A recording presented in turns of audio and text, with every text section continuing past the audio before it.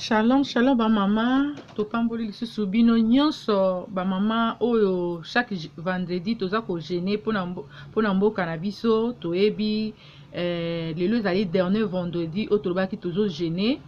Alors na pamboli ba mama nyonso baza ko respecter jeune oyo pona kobondela pona mboka na biso na ba réalité eza koleka nzamba kanisa moko na ndako na ye na libota na ye na bana mobali bao pe baza ba célibataire nzamba visite bino posa mitema na bino ekokisama.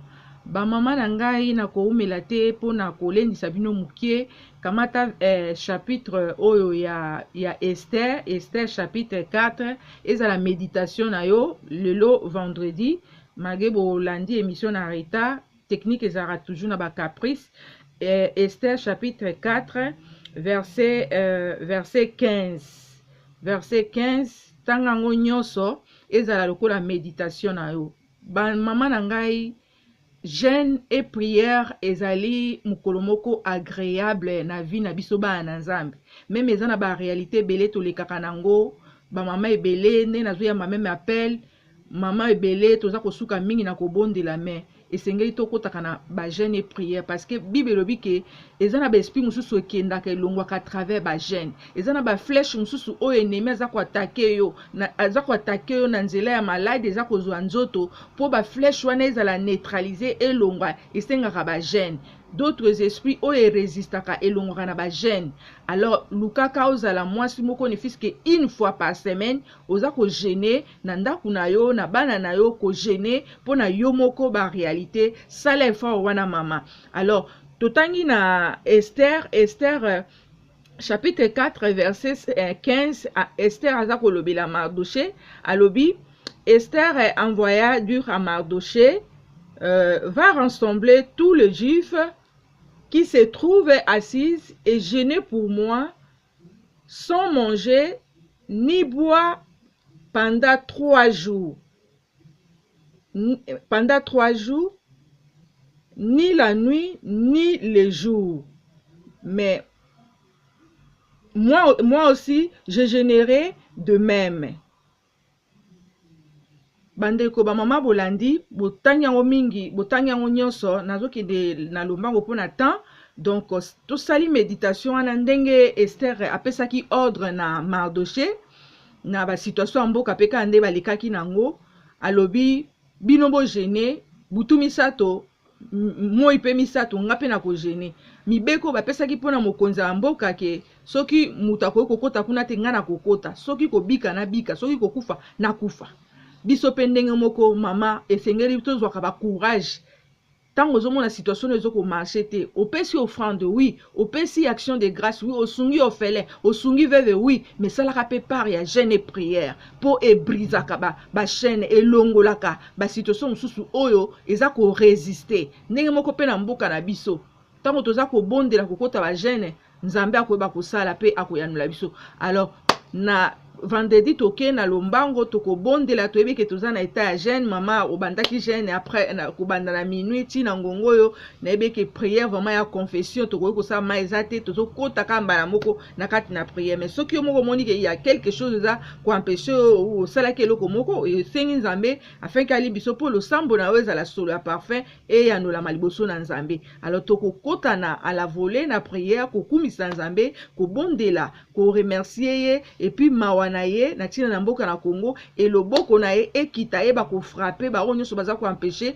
libération ya mboka Congo ndenge afrapaki Pharaon to bondeli. Alléluia. Nzambe na bomoi papa vendredi ya lelo tokabi yango na maboko na yo et tolobaki ke toza ko bondela ko intercéder pour na mboka Nzambe yo oza komona ba réalité eza koleka biso na ba mama nyonso tout oyo toza ko gêner chaque vendredi Nzambe tokumisi yo parce que eza na makasi na biso te zande na bolingo na yo ngolu na yo nde oza kopesa biso yango papa to pamboli yo tokumisi yo. Merci pona bolingo na yo, merci pona mawa na yo oyo oza ko accorder biso, merci pona mokumba fardo oyo oza kopesa biso nzambe, tandis que eza ba mususu baza komela baza kobina mais yo pesi biso souci oyo nzambe. Yango toza ko croire que epa na yo tout est possible, epa na yo nyonso ekokokisama pe ekosalama. Yango nzambe tokokoka bamboka Congo yawe toza kobondela afin que bato nyonso baza ko empêcher libération ya mboka Congo. Nzambe ndenge osalaki kati na Pharaon, ndenge ofrapaki Pharaon libota na ye mwasi na ye bana na ye, ba oyo nyonso biso toyebi na oyo toyebi te. Nzambe loboko na yo droit te kende kozwa contrôle epa na bango, kende ko frapper moko na moko. Yo frapaki na balepre, o frapaki. Yango biso toza kosenga yo mupepe ezalaka ezali serviteur na yo, mbula ezali serviteur na yo, maladi pe ezali pe serviteur na yo. Yango ba oyo nyonso baza ko résister, baza ko telemela nkolo, tosengi ba serviteur na yo wana oyo ekitaka na nzela maladi, na nzela mupepe, na nzela ya mbula. Papa ekende ko kita na bandako ba oyo nyonso baza ko empêcher libération ya mboka Congo po ete ba peuple na yo kolo ba nyokwama. O nkolo tala ke peuple congolais aza boumbu na mboka na emoko, tandis que bana na Israël bazaki na boumbu na mboka mopaya. Yango nzambe biso toye ko senga na yo, toye ko senga mawa na yo, toye ko senga bolingo na yo ekita na mboka Congo, tous les 4 coins ya Congo, na Afrique, na Équateur, na bas Congo, nzambe partout, tous les 4 coins ya Congo, na Mbujimai, na Kananga, na wapi nzambe tika yo zwa contrôle na ba nyonso tu baza ko boma en cachette, o bazali ko boma, bazali ko tia bambeli ba poison. Nzambe kita we ba ko silana na bango. Oh Yahweh topambolo parce que oza fidèle, topambolo po ete Abraham intercedaki yo kaki lo sambo na ye. Biso pe nkolo kanisa na mboka Congo atako moyenge bena ozala kaka moko. Nzambe yokela biso mawa afin que situation ba ko stopper pe ba génération nyonso eza ko trahir, eza ko boma. Nzambe yo ozwa yo okitisa loboko na opona ko ba ko silana na bango, ba mindele bato mwindu nyonso basi mibali ba oyo baza ko trahir bana ya Congo makile tangi ebele. Nzambe yo telema mutu na makasi, telema talisa ke oza nzambe. Oh topamboli yo éternel Dieu, topamboli yo mokonzi, tokumission nzambe po ete yondo za mokonzi ya mabele ya Congo, yondo pona kiso tozala ba congolais pe ba congolaise, tosengaki te nzambe yondo poni biso. Yango wana nzambe tosengi bolingo na yo mawa na yo e manifester et agir.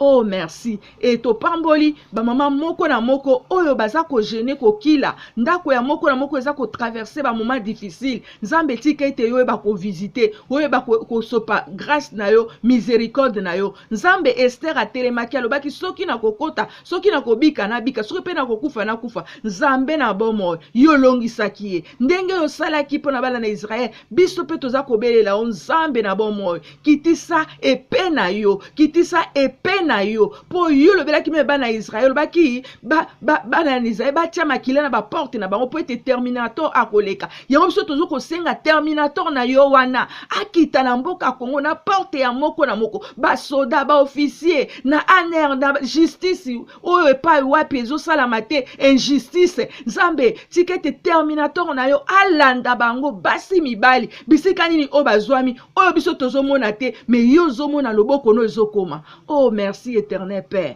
merci Nzambe parce que ozo sala to sengi terminator na yo wana. Papa tale belé ya ba congolais baza ko souffrir, basi baza ko violer, bana ya mike baza ko violer. Oh Yesu to sengi na yo papa, kitisa mopanga na yo, kitisa mopanga na yo, kitisa mopanga na yo. Mama nanga kende ko bondela à travers vidéo o elongo nanga kozala spectateur te, bondela na vidéo o tam soza na makasa ko bondela te, bondela nanga na elongo na vidéo oyo Nzamba ko pesa o makasi. Yawe to pambolio, Nzambe to kumisio parce que oza fidèle. Yo lobi soki biso to kozala infidèle, yo ko umela tango nyo surtout fidèle. Nzambe to sengi fidélité na o wana na mboka Congo, fidélité na yo wana o éternel. Oh papa to kumisio, ba mama to bondeli susu pona peuple o azwami na diaspora. Diaspora nde ekangolaka, diaspora nde eyaka na libération, mais diaspora lelo ezaka ka ba polémique, ezaka ka ya kolala. To bondeli Nzamba fixer regane na ba diaspora. Soki atinda biso na mboka o mipaya po eba keke tokokuta na ba situation na mboka na biso nzambe atelemisa diaspora ya basi na mibali.